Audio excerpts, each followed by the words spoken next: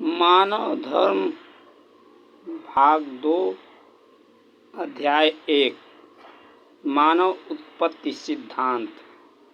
जैसा कि हमारे भूगोल शास्त्रियों ने सिद्ध किया है कि मानव की उत्पत्ति आदिमानवों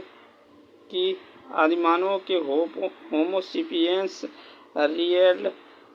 रिएलिथिस जैसी अन्य कई आदिमानवों से हुई है। ये आदिमानव बंदरों जैसा थे, लेकिन बात यहाँ आकर फंसती है कि ये जल से उत्पन्न होने वाले जीवधारी नहीं थे, जिससे यह बात स्पष्ट हो जाता है कि किसी जल जीव से ही मानव की उत्पत्ति हुई होगी।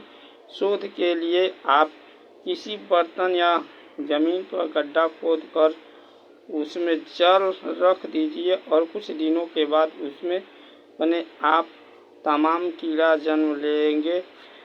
उन कीड़ों में से जो जीवित बचेगा, आप देखिएगा, मेढक मछली होगा।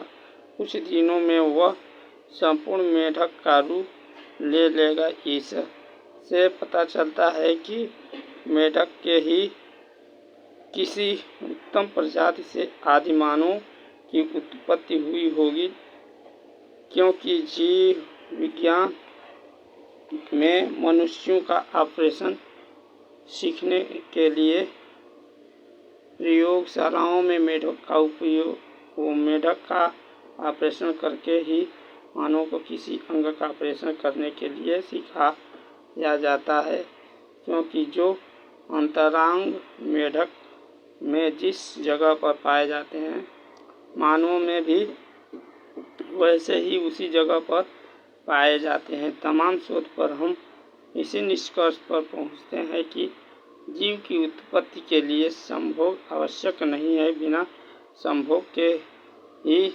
कई जीव उत्पन्न हो जाते हैं। इसके उत्पन्न होने का एकमात्र शक्ति है निराकार ईश्वर। इसलिए हम पहले संभोग संस्कार को प्रथम न रखकर मानव जन्म संस्कार को प्रथम श्रेणी में रखते हैं।